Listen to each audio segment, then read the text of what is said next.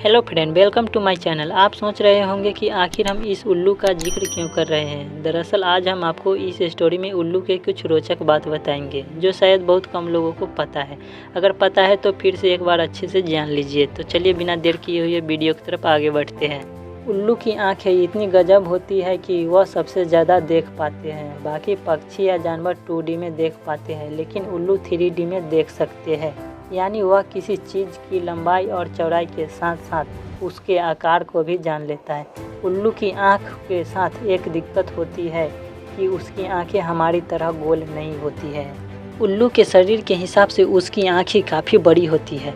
अगर इंसान की आँख उसके शरीर के कुल हिस्से के 3,000वें हिस्से के बराबर है तो उल्लू की आँखें उसके शरीर के 100 में से 3 हिस्से के बराबर होती है।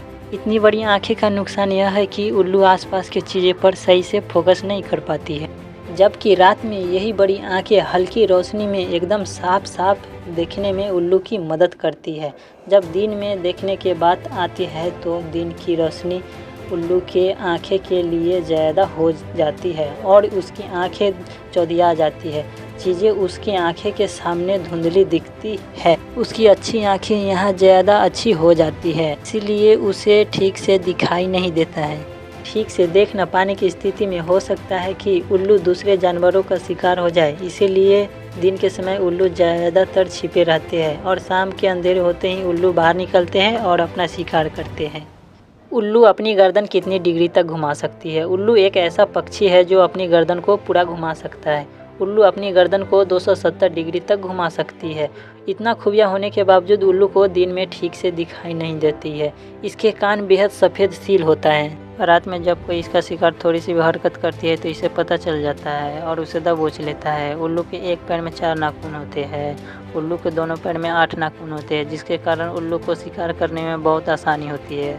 उल्लू को रात में अधिक क्यों दिखाई देती है? उल्लू को दिन से ज़्यादा रात में दिखाई देती है। जिन पक्षियों को रात में अधिक दिखती है उसे रात को पक्षी भी कहते हैं। बड़ी बुद्धिमान व्यक्ति को निशानी होती है, इसीलिए उल्लू को बुद्धिमान माना जाता है।